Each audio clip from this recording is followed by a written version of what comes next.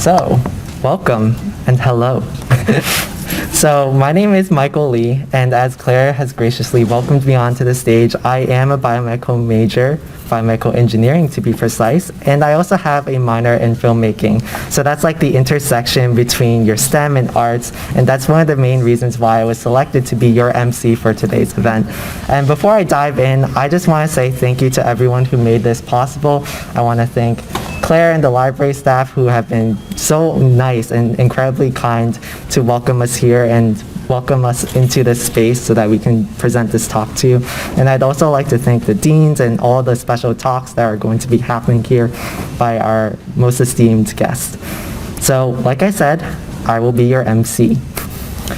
So we're here to talk about STEM plus arts to create STEAM. And so I want to start off by a quote from one of our most famous artists and inventor, Leonardo da Vinci.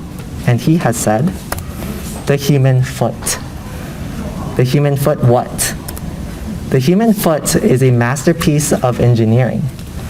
But not just that, the human foot is a masterpiece of engineering and a work of art.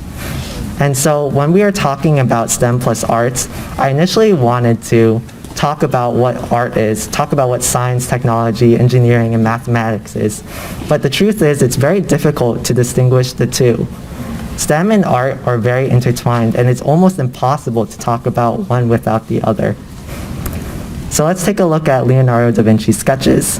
Well, we have the Vitruvian Man. I'm sure most of you have seen it. It talks about the anatomy and the proportions of the human body. Leonardo was also an inventor, and he created flying gadgets such as helicopters and even the first few flight machines. But he also studied about animals and all these types of crazy contraptions that you might think about when you're doing mechanics and those types of inventions in your own core classes or whatever material that you teach. Another aspect of science, technology, engineering, mathematics, and arts is the golden ratio. Now, as a filmmaking minor, this is one of the things that interests me the most out of all these slides, because the golden ratio exists everywhere. You may have heard of it as the Fibonacci series or the sequences of numbers, and this golden ratio is the proportion of values, as you can see on the left.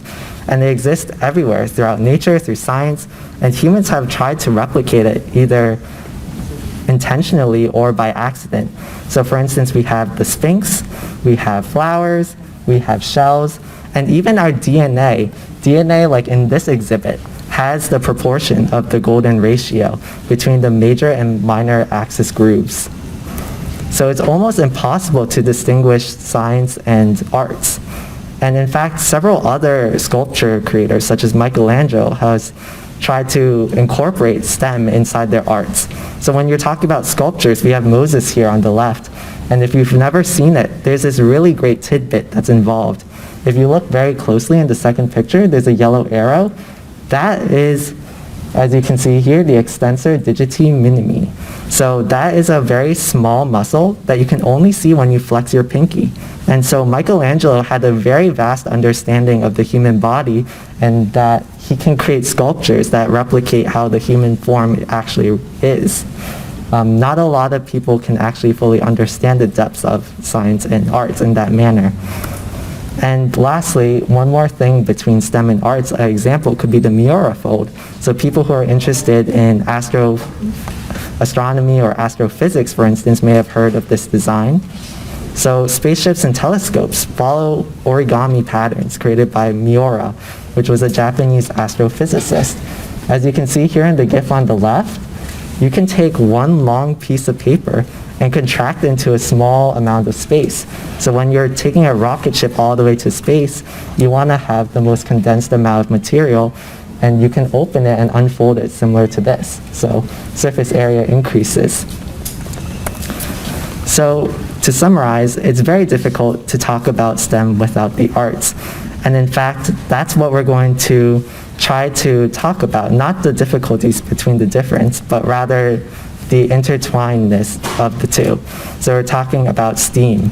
And so we have a great list of speakers here today. We have the origins of our story, so our or her story, because this was actually created by two female professors. And then we also have some more guest lectures, followed by our exhibits that I'm sure most of you have seen already, and some short remarks by our deans.